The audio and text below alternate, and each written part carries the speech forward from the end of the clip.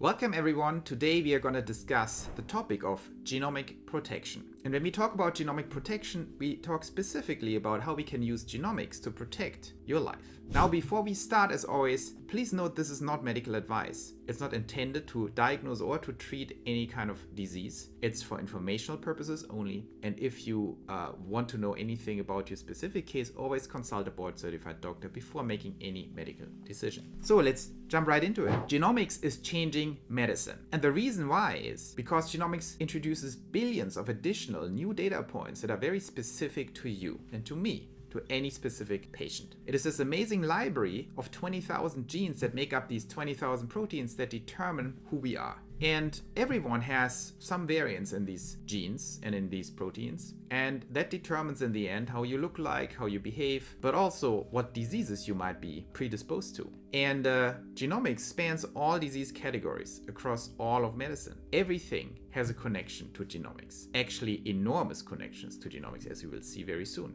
And what happened over the last decade is that there was a massive cost disruption in how much it actually costs to get this genomic data out. And that has led to technological advancements of enormous proportions. And that means today we are in a completely different world from even 10 or even 5 years ago. And genomic medicine is now really at the inflection point of changing everything in medicine. Now, you might have heard about hereditary genetics and how we look at your healthy genes to then predict certain disease predispositions and risks and then take actions. But there's also new fields of genomics that actually are able to detect acute diseases like cancer in your body at every point in time. So genomics is not just looking at your healthy genes. It opens up a whole range of things, how you can treat active cancers more accurately, how you can detect them, how you can see other diseases early stage. And so it's tremendously exciting what's happening here. Now let's start with hereditary genetics as the first big pillar of genomic protection. So as I just mentioned, you have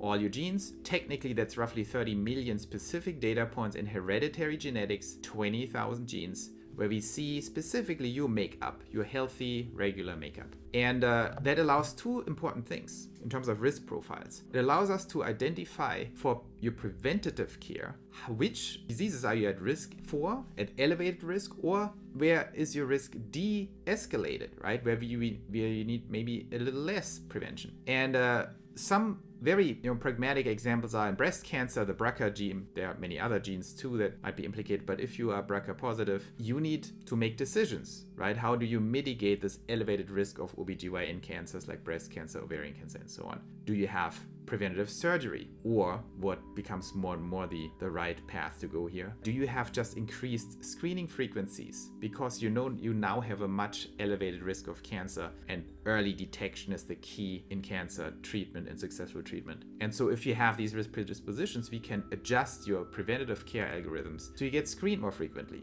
or with better technologies. And that can help you tremendously mitigate the risk of death. And of course, then you have the treatment component where hereditary genetics is also important. Should someone get diagnosed with cancer, it is very important to understand their genetic hereditary risk profile, because it might inform specific treatments or block specific treatments that should not be applied to that patient. So in other words, you have a tremendously high resolution understanding of yourself that has implications across the board. And that's the future of genetic and genomic protection and medicine, that you know that on a hereditary level. Let's jump into something that is not hereditary genomics. That's another pillar of this genomic protection.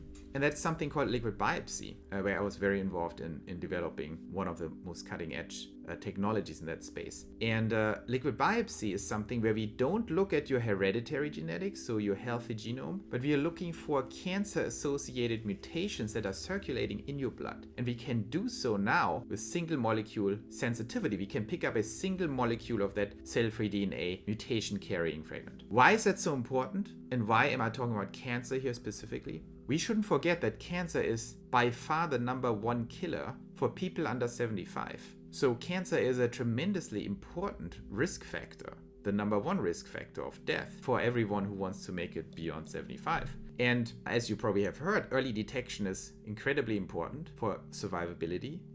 If you ever get cancer, you have to make sure you detect it early. And you can only do that by regular screenings. And the problem is that current screening methodologies, pre-liquid biopsy and pre-certain imaging modalities that are now being introduced, wasn't possible for the majority of cancers. Maybe you got a colonoscopy for colon cancer and you get your mammograms and pap smears, but what about all the other cancers you're not being screened for? Pancreatic cancer, liver cancer, kidney cancer, melanoma is technically not screened for. Lung cancer has no standard of care screening for average risk patients, and so on and so forth. Now with liquid biopsy, we have a new tool that can do that very effectively, or at least add a very important dimension. And the liquid biopsy technology that actually looks for specific so-called somatic variants in the blood that stem from a tumor that has shedded into the blood with single molecule precision. Why is that now possible and wasn't possible 5 years before? Because it is a tremendously high-tech technology. It collects roughly 10 billion data points, 10 billion digital specific data points, nucleotide reads for every single blood sample, if you can imagine that. And that is a big game changer. And these new liquid biopsies are still very early as technologies, and we have developed the first ones that actually can be integrated in medical workflows. And it's very important that we use these new precision technologies the right way. These are not just tests that tell you have cancer or not. They give you all these data points, and they need to be embedded in a comprehensive review. So you need trained and specialized MDs who understand these processes and then deliver something of medical value. Let's go to the third modality, why genomic protection is a thing and why it's so important. And that is pharmacogenomics. So here we're talking about the new era of precision medication.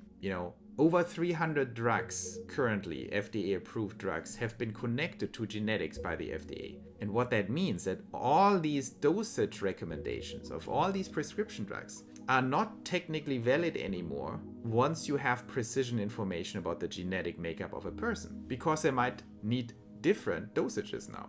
Because you're a different metabolizer for different substances depending on your genetics. And up to 95% of all side effects in medication can be connected to genetics. 95%. And what that means is that these 10,000 US deaths per year due to drug complications, maybe you weren't aware of this number. It's unbelievable. You have 100,000 people, 100,000 Americans die every year because of drug complications. And 95% of that number is very likely avoidable with precision genetics. And that genetic testing is available today, and it's cheap. One of the challenges we have is that it's badly reimbursed, so most doctors are not fully aware of it, and they can also not prescribe it effectively. So there's still a lot of hurdles to overcome. But these tests are not very expensive. You need to do them once in your lifetime, and you get all that information and become much safer and much better protected against side effects of medications. In my opinion, this is an absolute must-have. You should put that into your genomic protection checklist. Pharmacogenomics, very important. Now these three things we discussed so far, hereditary genetics, then liquid biopsy, and now pharmacogenomics, are just three examples of how powerful genomic protection is and how much it can move the needle in keeping you safe. All of these pieces of the puzzle are complex, and that's why I always throw the topic of medical intelligence into the genomic protection mix. Now, medical intelligence is a new concept that we developed here, but that's also spreading more and more, where we understand that in the future, and the future is here, the complexity of a genomic profile and a medical profile of a patient far exceeds what any specific individual doctor can handle. And you need new systems that are medical intelligence systems that suck up all the data that describe you as a patient, and then make sure they're being converted into actionable protection plans. So based on all the genomics data we have, from medication to multi-cancer detection, somatic liquid biopsy, all the way to your hereditary tests, that all needs to be digested and turned into a plan. What does it mean?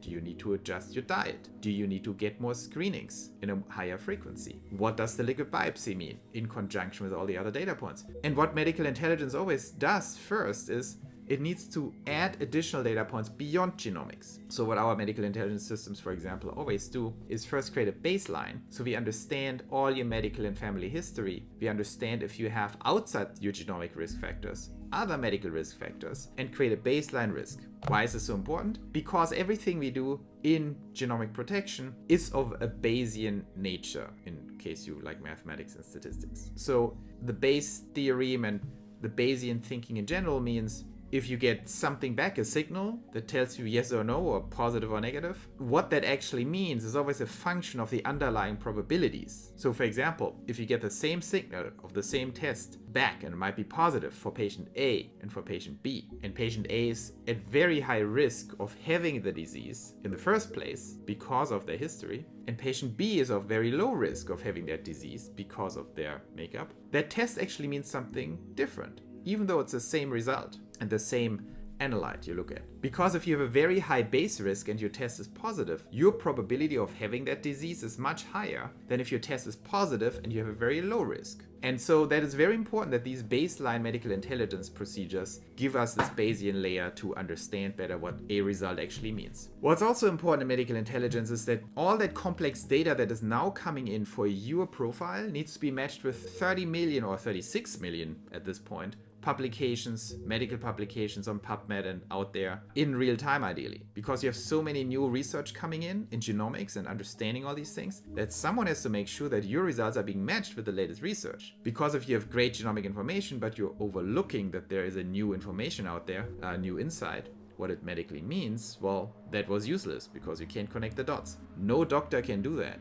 No doctor can read 36 million publications. So these systems help us to stay on top of it and create truly high precision medicine and protection.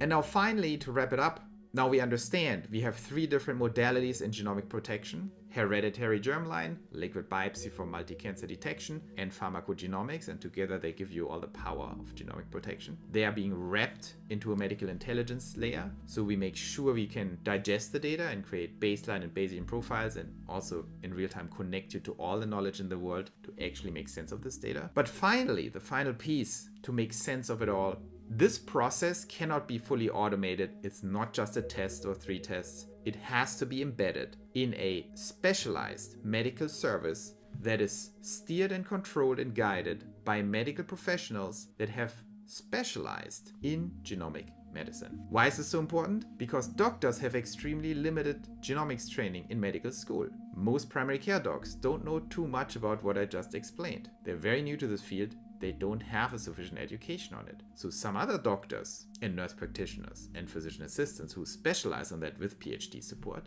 they have been trained on it. Similar things are true for medical AI. There is no formal training right now in medical school on AI, which is a big problem because without AI, you can't even do anything here. And finally, you have new technologies in genomics that are rapidly evolving every month.